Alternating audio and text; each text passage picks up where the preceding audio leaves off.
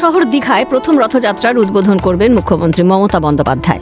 বুধবারই দীঘায় পৌঁছেছেন মুখ্যমন্ত্রী। আসন্ন রথযাত্রাকে ঘিরে দীঘার জগন্নাথ ধামে উপচে পড়ছে মানুষের ভিড়। কলকাতা থেকে উত্তরবঙ্গ, রাজ্যের নানা প্রান্ত থেকে প্রতিদিন হাজার হাজার দর্শনার্থী আসছেন সদ্য নির্মিত জগন্নাথ ধামে। সৈকত শহর ভাসছে নতুন জোয়ারে।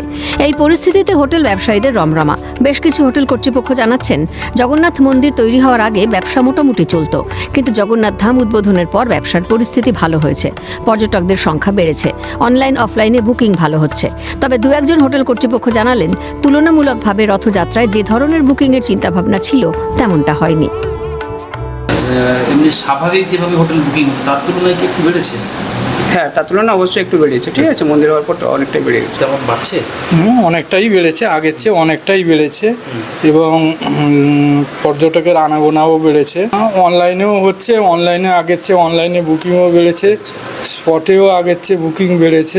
মন্দিরকে লক্ষ্য রেখে অবশ্যই বুকিং বেড়েছে, অবশ্যই বেড়েছে বুকিং। পর্যটকদের একাংশের অভিযোগ যে এই সুযোগে তুলনামূলক হারে হোটেল ভাড়া বেশি নেওয়া হচ্ছে। আগের তুলনায় একটু বেশি আছে, কেমন চাইছেন আপনারা? একটু কমে গেলে ভালো হয়। রেন্টটা আগে ভালো ছিল, কিন্তু এখন তুলনামূলক অনেকটাই বেশি আছে। কিরকম কিনেছেন? হোটেল ভাড়া তুলনামূলক বেশি, প্রচণ্ড বেশি।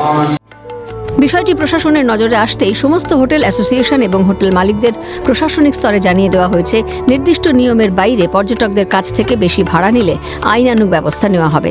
তবে দু একটি হোটেল মালিক বেশি নিলেও অন্য হোটেল মালিকরা বা হোটেলের কর্মচারীরা বলছেন, অন্যদের দোষ আমাদের ঘাড়ে নিতে হচ্ছে। তবে প্রশাসন যা ব্যবস্থা নিয়েছে সেটা ঠিক।